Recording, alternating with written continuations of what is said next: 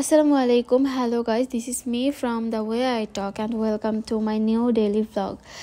এটা হচ্ছে এমন একটা বাসা যেখানে কিনা আমার অনেক ভালো মন্দ স্মৃতি জড়িয়ে আছে, ভালো থেকে খারাপটাই বেশি। যাই হোক, আমরা হচ্ছে আমাদের নিউ ফ্ল্যাটে শিফট করব, তো এই জন্য হচ্ছে যাদেরকে নিয়ে ফার্নিচার নেওয়ানো লাগছে ওদেরকে একটু নাস্তা করালাম, দেন ফার্নিচার তো নেওয়া আনা হচ্ছেই। তো এই ফার্নিচার নেওয়া আনার মাঝে হচ্ছে আম্মু একটু ফার্নিচার আনার পর আম্মু হচ্ছে একটু ঝাড়ু টাড়ু দিচ্ছিল, পরিষ্কার করছিল। তো আমি হচ্ছে আবার একটু বাইরে দেখতেছিলাম কি অবস্থা। তো আমার হচ্ছে বারবার নিচে যেতে ভালো লাগে না। তারপর এই তো ফার্নিচার নেওয়া শেষে তাদেরকে তাদের টাকা বুঝিয়ে দিলাম, তারপর তাদেরকে আবারও ঠান্ডা খাওয়ার জন্য কিছু টাকা দিলাম। তারপরে এই তো আমি ওইখান থেকে আসার সময় কিছু ওষুধ নিয়ে আসছিলাম, কারণ বারবার বের হইতে আমার ভালো লাগে না। তো এই তো তারপর হচ্ছে একটা ক্যালেন্ডারের মধ্যে দেখলাম একটা ব্যাংকের মধ্যে টাকা রাখছে, অনেক সুন্দর। এটা যখন আমি দেখতেছিলাম মনে হচ্ছিল সত্যি সত্যি অনেকগুলো টাকা আর ব্যাংকের মধ্যে আসলে টাকা ভরা হচ্ছে এরকম লাগতেছিল। তো আমি জানি না আমি কতটুকু ভিডিওতে দেখাইতে পারছি, অনেক ভালো লাগতেছিল। তারপরে এই তো এটা হচ্ছে আমার অনেক অনেক ছোট্টবেলার একটা মগ। এটা হচ্ছে আমাকে আমার বেস্ট ফ্রেন্ড নাদিয়া দিয়েছিল আমার বার্থডেতে। তো এই তো এগুলো গুছানোর সময় একটু এটা চোখে পড়লো, তাই একটু দেখলাম। আর এইটা হচ্ছে আমি যখন আল হিকমা স্কুলে পড়ি তখন আমি একবার লিডার ছিলাম, ভলেন্টিয়ার ছিলাম কিসের যেন। তো সেখান থেকে আমাকে ভলেন্টিয়ারের জন্য, লিডার থাকার জন্য এটা দিয়েছিল। এই সবই মেমোরিজ। আর এটা হচ্ছে আমার একটা ফ্রেন্ড আমার বার্থডেতে দিয়েছিল, যদিও ওর সাথে এখন আমার কথাবার্তা হয় না, তবে আসলে এই সবই মেমোরিজ।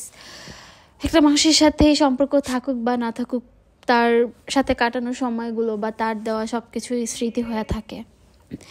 তো এই তো তারপর আমি আর আমার ভাই একটু দুষ্টামি করতেছিলাম। এটা আমার ভাইয়ের অনেক ছোটোবেলার একটা খেলনা, কিন্তু এটা দিয়ে কখনোই আমাদের খেলাধুলা করা হয় নাই। তেমনি এটা নিয়ে একটু মজা টজা করতেছিলাম। এটা যদিও অন্যভাবে বানানো হয়, কিন্তু এটা এমনি নর্মাল একটু ভাই আমাকে এটা পরে দিতেছিল, মজা করতেছিল।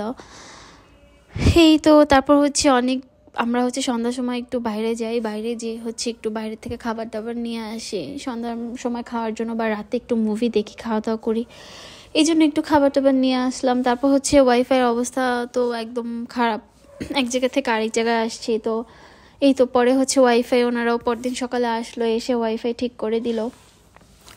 তারপরে এই তো ঘরটার গোছানোর সময় একটু আমার পাপার বইগুলো দেখতেছিলাম। উনি আগে আর কি বই পড়তো, বই পড়তে ভালোবাসতো। ওনার অনেকগুলো বই আছে, বেশিরভাগ বই হচ্ছে হুমায়ুন আহমেদের।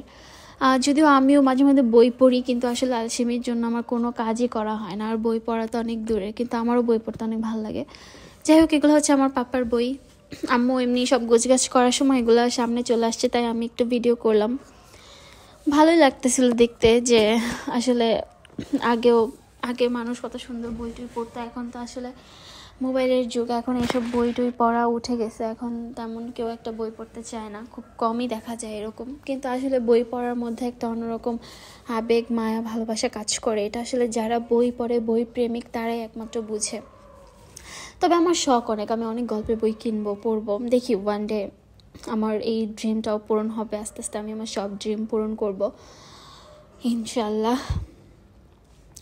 তো এই তো আমি একটু বইগুলো উল্টোপাল্টা করছিলাম, তো আমি আবার বইগুলো সুন্দর করে গুছগাছ করে রাখতেছিলাম, নাহলে তো আমার আম্মু আমারে আবার, যাই হোক এসব আর নাই বলি। তারপর হচ্ছে এই তো বই গুছগাছ করতে করতে অনেকক্ষণ লেগে যায়, সিরিয়াল বাই সিরিয়াল রাখতে রাখতে অনেকটা টাইম চলে যায়।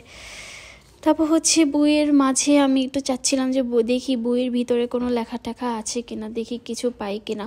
তো মনে মনে এটাই চিন্তা করতেছিলাম যে একটু দেখি বইয়ের ভিতরে কিছু লেখা আছে কিনা, বা অনেক কিছু থাকে না বইয়ে লেখা।